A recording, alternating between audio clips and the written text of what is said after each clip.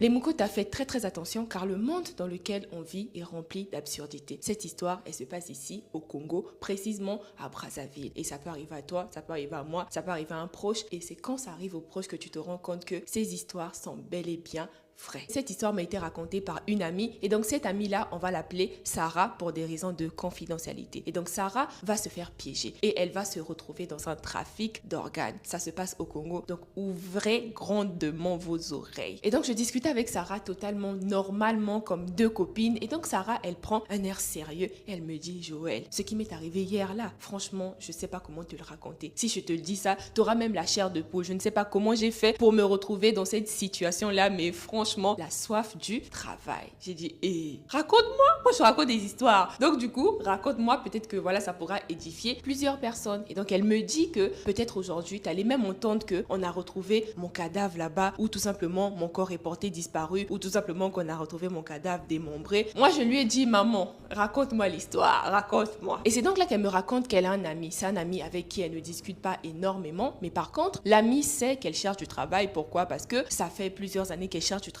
qu'elle ne trouve pas. Donc voilà, les gens qui l'entourent savent qu'elle cherche du travail. Et donc l'ami là avait vu une offre très alléchante. Et donc il prend cette offre là, il l'envoie à mon amie Sarah sur WhatsApp. Et donc ils discutent sur WhatsApp et tout. Apparemment il y avait un nouvel hôtel qui vient d'ouvrir ici à Brazzaville et l'hôtel avait besoin des hôtesses. La description c'est qu'il fallait avoir plus de 22 ans, une très belle taille et Sarah, mon amie, est rentrée carrément dans les critères de sélection. Et le plus important, c'était le salaire. Et donc, le salaire était de 200 000 francs CFA pour une hôtesse d'accueil dans un hôtel. C'était l'offre à ne pas rater. C'était l'occasion à ne pas rater parce que ça faisait depuis longtemps qu'elle cherchait du travail. La pauvre petite Mukota, elle tombe sur une offre comme ça, alléchante, 200 000 francs ici au Congo. Mais elle était tellement aux anges. Et donc, elle dit, dis-moi comment faire pour apply.